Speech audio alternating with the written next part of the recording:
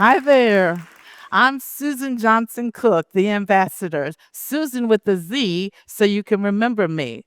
I think my parents wanted you to remember who I was, but my parents also wanted me to travel all over the world. And so as a little girl, they took me to Puerto Rico and to the Caribbean and on cruises. And then as an adult, they let me go in high school to Spain and then as an adult to Africa. I went to Africa with the oldest daughter of Dr. Martin Luther King Jr., Yolanda King. And we traveled 9 countries from Egypt all the way down to Nigeria. And I became Mrs. Coretta Scott King, who is known as the mother of the civil rights. I became her goddaughter. And then I was fortunate enough to serve 2 presidents of the United States, President Bill Clinton and President Barack Hussein Obama. President Obama nominated me and appointed me to be the U.S. Ambassador at Large for International Religious Freedom. And I had 199 countries in my portfolio. And so I traveled to 29 of those representing the United States of America, President Obama, Secretary Clinton, and it was such a power-filled position. But one of my favorites was Egypt, and I'm so glad to be here. Assalamu alaikum. And my other favorite country was West Africa, Ghana. In Ghana, there are so many regions, so much history. And as I went to a region called the Kumasi Ashanti region, there was an old man there bent over making carvings out of wood. They make these beautiful Ashanti stools, and each carving has a meaning. And so I went to him and I saw him with this carving. It was a hand holding an egg. And I said, Sir, what does that represent? He says, Young lady, this represents power. When you hold an egg, you can't hold it too tightly or you'll crush it. And you can't hold it too loosely because you'll lose it. And so you have to learn how to hold power just right. And so in all my travels, I've met some power-filled people. 2 presidents of the United States. I was in South Africa when President Mandela came out of prison. My parents were people of power. So I've known people who've gone from poverty to power, from pain to power. And I've known political figures and civil rights leaders who have gone from segregation and pain to power. And today I'm going to give you a playbook if you want to be a powerful person or a power player. There are at least 8 traits I believe you need to know to learn how to hold power just right. The first trait is partnership, 2 people working together. And that's what I saw in my parents who worked hard. They were civil servants by day, a teacher, a school teacher, and a bus driver. But at night, they built this business together. And is now the longest running Black family owned business in New York City because they work together. So partnership is so important if you want to have power and keep power. I've always said that 1 and 1 equals 2, except when it's side by side, because then it equals 11. And you can have a multiplying exponential impact and effect if you work in partnership. So the first trait for one who wants to have some power is partnership. But the next is preparation. You prepared to come here today. Those who put this together, the international TEDx talk, they prepared for this moment. Preparation is important for powerful presentation. So when I was a little girl, all we had was encyclopedia. They were these big, heavy books, and we'd have to go to the library and take these big, heavy books down and try to find out where is Egypt, what is in Egypt, which cities are in Egypt. But you have Google and Yahoo and all of these apps and places you can go to do what we call your due diligence. And you can have preparation for your exam. You've got ChatGPT. They can talk for you. They can walk for you. They can write for you. And so you want to be prepared whenever you go in the room. That is, if you want to be a person of power. But preparation is necessary for presentation. How will you present that paper? How will you present yourself? How is it when you walk in that room when they're filled with power people? Some say you got to wear power red, as I have my power red suit on, and that's part of presentation. But there's also what you look like, what you're reading. What are you doing to present yourself so that you can be part of the conversation? They say if you're not part of the conversation, then you're on the menu and they're talking about you or eating you up. So you want to have some preparation and presentation. And part of that word presentation is the word presence. Are you fully present? Are you listening to me or are you on your phone? Are you fully present? So I had the fortunate of being a chaplain for the New York City Police Department. I was a diplomat, I was an entrepreneur, and one Saturday in New York City, I tried to do three things in three different areas of my life. And so I was at a wedding for the police department. I was thinking about going to another meeting for the entrepreneur side of me. And then I was right down the block from the UN, but New York traffic is so bad. I think it's worse than Cairo. And I didn't know which one I could make or how much time I could spend in each one. And so I was not fully present at any of them.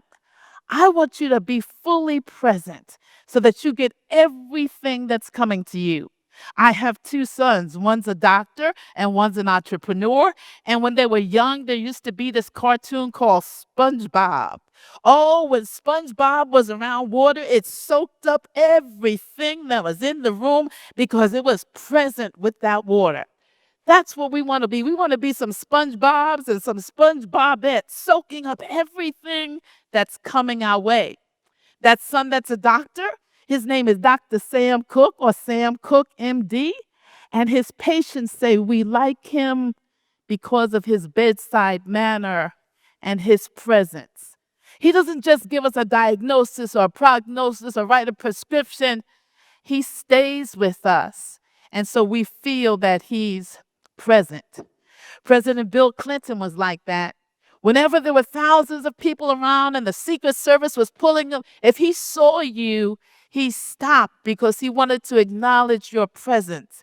I remember I had just got appointed ambassador, and there was this room filled with people at the museum, over 1,000 people, and the Secret Service were pushing, Mr. President, we've got to go. He says, this is Suzan Johnson Cook. Do you know she was just appointed U.S. ambassador? And he stopped the whole room. You want your presence to be so commanding that it's like what we call E.F. Hutton when he speaks, everyone wants to listen. So preparation, presentation, partnership, but you also need to know protocol. Say protocol. Protocol is knowing whose name to call, how to acknowledge people, how to recognize them. So when I would go overseas, I was an ambassador from the United States, and I would get the sirens in the motorcade like the president would get. But when we got there, they would have an ambassador's dinner in honor of the ambassador who has come to their country.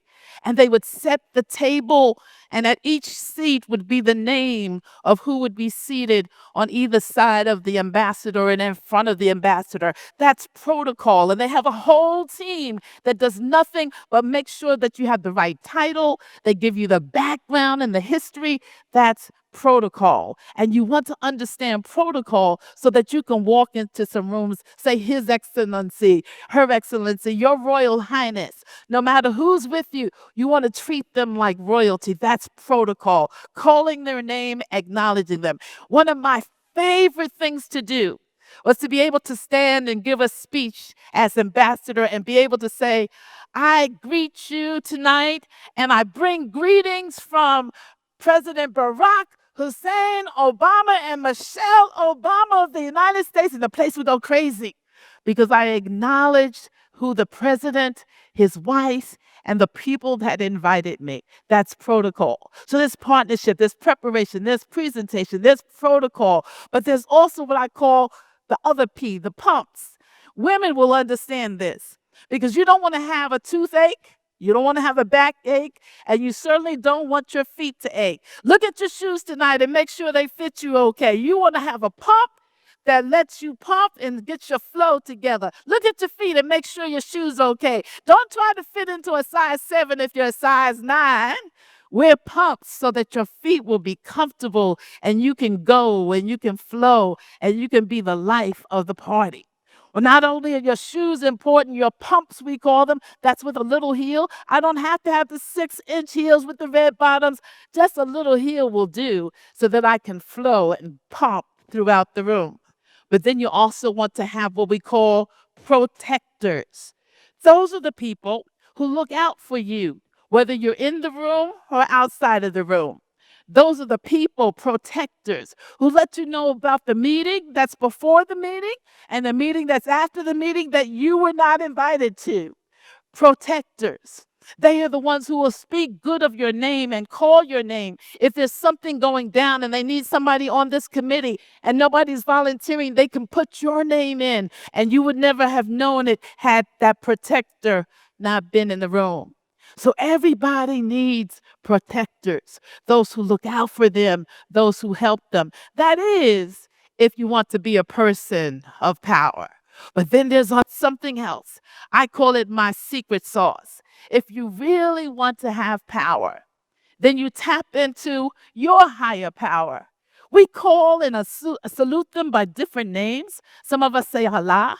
Some of us say Jesus Christ. Some of us say Buddha. Some of us read Yahim, Elohim, however you connect. But if you really want to have superpower, then you connect with the superpower above.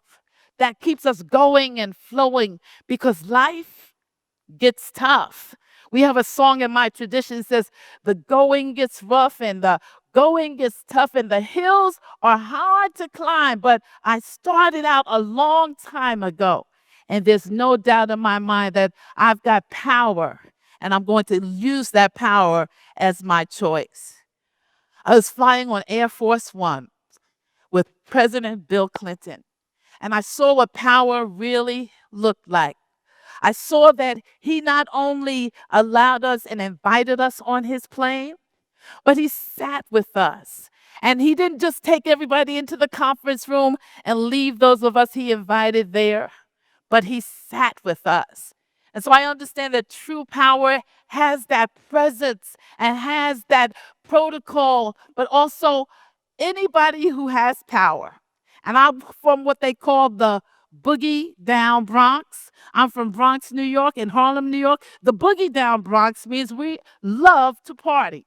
Now, I know some of you don't do that, but I was at my hotel a couple of nights ago, and there was a prom going on right here in Cairo.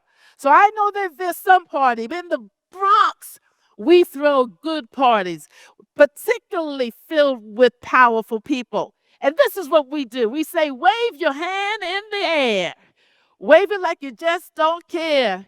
If you love being here and you feel all right, let me hear you say, oh, yeah. So I need you to help me tonight, okay? Because I'm in Cairo and I need to feel like I'm at home. So help me right now. Loosen up just a little bit and we're going to close this out tonight. Say, come on, lift your hand. Come on, wave your hand in the air. Wave it like you just don't care. If you're really feeling right and you feel all right, let me hear you say, oh, yeah. All right, that's it, Cairo. You are power players. I am so glad to be here. I am Ambassador Suzan Johnson Cook. They call me Sujay because it's like Blue Jay, and I believe I can fly. I know, Cairo, you can fly. You are power people. Thank you for having this time with me tonight.